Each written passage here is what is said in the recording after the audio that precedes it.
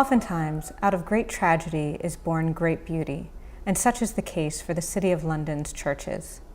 On an early September morning in 1666, a fire that began in a bakery on Pudding Lane raged throughout the center of London. The fire destroyed everything in its path, including St. Paul's and 87 parish churches. After the fire, Christopher Wren was appointed chief architect by King Charles II and was tasked with rebuilding what had been lost. It was a project that consumed him for the rest of his life. The fruits of Wren's labors are on full view today, marvels of art and architecture wedged among the modern city.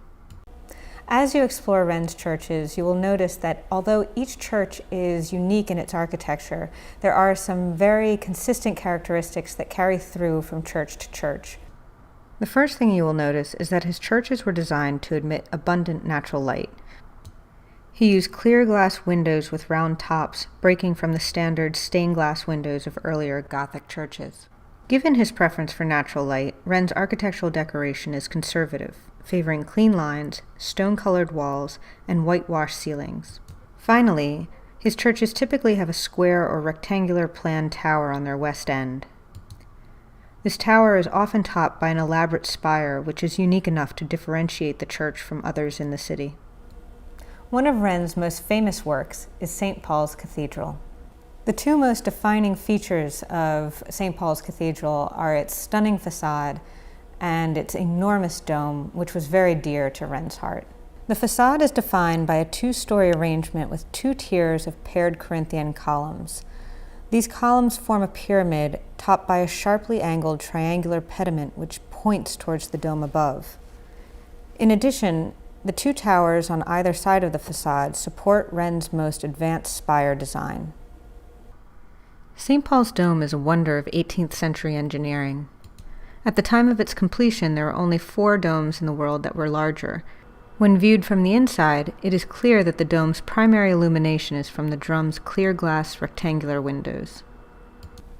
Among Christopher Wren's other churches, there are several that stand out. One of my personal favorites is St. Bride.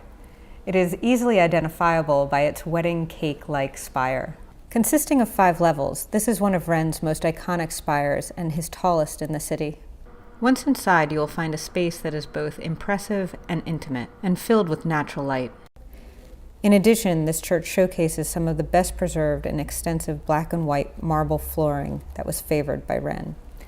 Another outstanding church is St. Stephen Walbrook. This church likely held a very special place in Wren's heart. It was his parish church. One of the most notable features of this church is its dome. In fact, it was England's first dome and most likely served as a prototype for St. Paul's. This church is generally regarded as being Wren's most well-conceived architectural space. When you walk inside, you will see that light floods into the interior from numerous windows and the dome lantern. In addition, although it has a rectangular plan, you will notice that the interior communicates a highly centralized organization. Another highlight church is St. Mary Aldermary, which is unique for its Gothic aesthetic. This church's tower is a masterpiece and one of Wren's most formidable designs. Anyone who knows Wren's architecture is bound to be a little surprised when they see the interior of St. Mary Aldermary. Upon entering, you notice the high ceiling, which features plaster fan vaulting. The shallow, saucer-like domes run the length of the nave and fill the entire ceiling with elegant tracery. These churches represent just a small sample of Wren's masterpieces. And the great thing about these churches is that they are located in a very small area in the center of London and can be easily visited in just a few hours.